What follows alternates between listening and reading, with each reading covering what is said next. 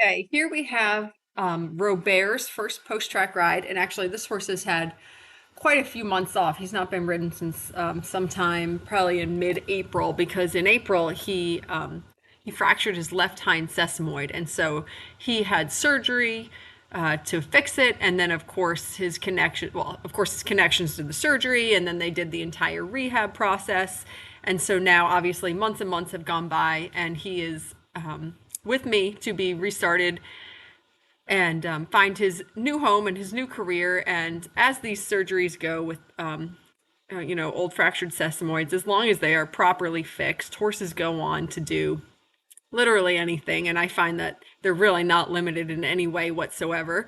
I'm not targeting him towards an upper level type career, but there certainly are. I know of horses out there running around with old, broken fetlocks that have been fixed in their racing careers, and now they're running around at the upper levels of eventing. So, in my opinion, it is not limiting in any way whatsoever.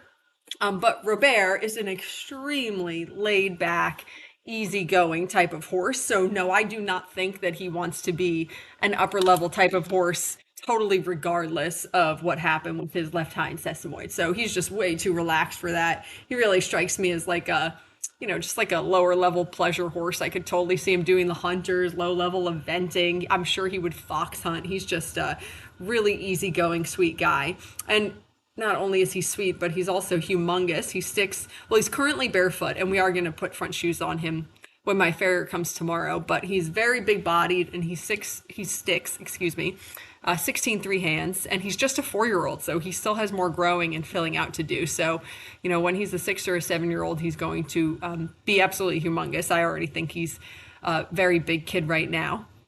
He's also extremely well bred. He's by Kitten's Joy out of a Dynaformer mare. So just like a really, really nice, handsome, big, classy type of horse. He comes to me through a good old friend of mine. And, obviously his connections really did right by him to fix his problem and get him set up for a great restart in life. They actually spent $250,000 on him as a yearling. So, yeah, it's just crazy how this game goes with horses, but he is totally ready to go now, and he's just such a nice guy. So this is his first ride. Yeah, it's August now. This is his first ride since sometime in April. And it's just amazing how easy some of these horses can be. He's just so quiet in his brain. He's been here since he got here over the weekend. So he's been here for a few days. I've got him turned out in the field with another sales horse, Boathouse, and they're doing really well together. And so I'm actually riding sort of impaired. I'm so tired because I drove to Virginia yesterday, and then I ended up helping out a friend of mine who was stranded at Lockmoy with truck trouble. So then I drove to State College last night, and then I got up really early this morning and drove back to Maryland. So I was sort of falling asleep while I was on him. But luckily he's fantastic, so he tolerates that sort of sleepy, drunken riding. And, as you can see, even barefoot, the horse is a beautiful mover. I'm excited to put shoes on him and see how much even better he looks because he's already gorgeous. He's obviously extremely soft, wants to be round, wants to be stretchy. Next ride, he'll definitely go in a soft rubber bit, the Hermspringer Duo most likely, or something very similar because he's just so light. I would actually like for him to take a little bit more of a feel, to meet me at the ends of the rein with a little bit more contact. All he had in his mouth today was an egg butt snaffle, but that was even too much bit. So he'll go in an even softer bit next time. It was kind of funny. I had to work a bit to get him to canter. I think I had to, if you really watch closely in the canter transitions to the left and the right, you'll see that I'm giving him some little taps on his outside shoulder to get him to step in the canter because he's just that type of horse. He's just a big, quiet, kind horse. And he gave me some nice steps here. He was just lovely. I mean, when horses go like this on their first post-track ride, haven't been ridden in months and months, obviously it just really doesn't get much better than this.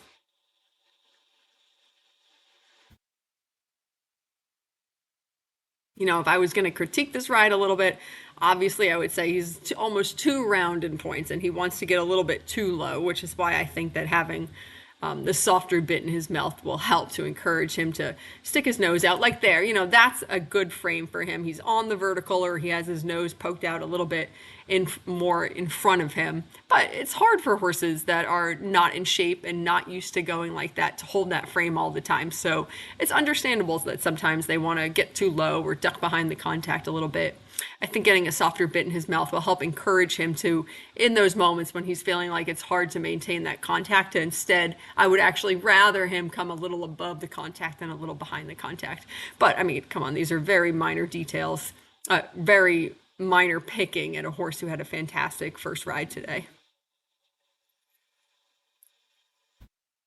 He has a fantastic canter, both directions. It was easy to get each lead. It was easy as long as you gave him a tap on the shoulder. But very balanced in the canter, very within himself and his rhythm. Doesn't take really any work from his rider to get or maintain his balance. I think I actually, if anything, I just had a little bit of a hard time getting him to actually step into the canter, and then I think he broke with me. Yeah, here I wasn't asking him to trot, he broke, which is no big deal. We got the canter back, and on we went for another lap or two of the ring. Of course, he's not very fit, so I'm not. It's not like these rides are very long. I think I rode him for 15, maybe 20 minutes max. Yeah, and then he broke again, and that time I asked him to just pop right back into it, and he was very good to do that.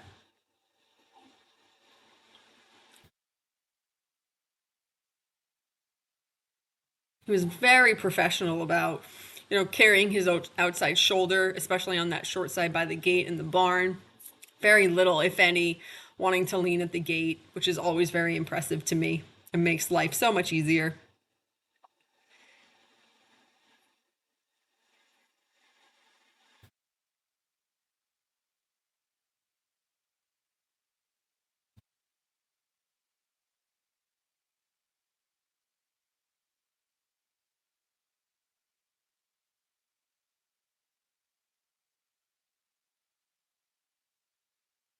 He really just has a very smooth, easy way of going about him, and actually, he's the same on the ground. It matches perfectly. How he is in the tack is exactly how he is on the ground. He's just super laid back, easy to handle.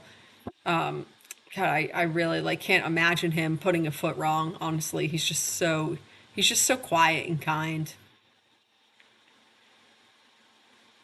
So he's a little bit low, a little bit behind the vertical there, and then this is better here. I got his nose up and out a little bit more. But I'm sure he's tired at this point. This is towards the end of our ride. We've cantered both directions. And so I decided to actually just end the ride by going back to the left one more time and just dropping the reins and seeing how he would feel about riding him around on the buckle. And obviously, I suspected that he would be great about that because I have to be getting a really good feeling from them on a first ride to think that that's going to go well. And obviously, I mean, the horse just exudes calm and confident.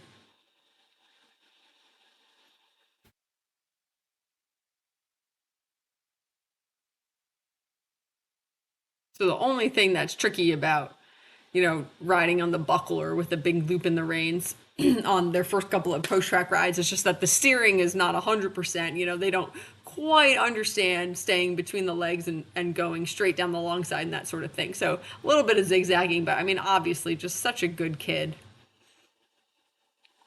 He just looks so happy about it, honestly. His little expression is so cute.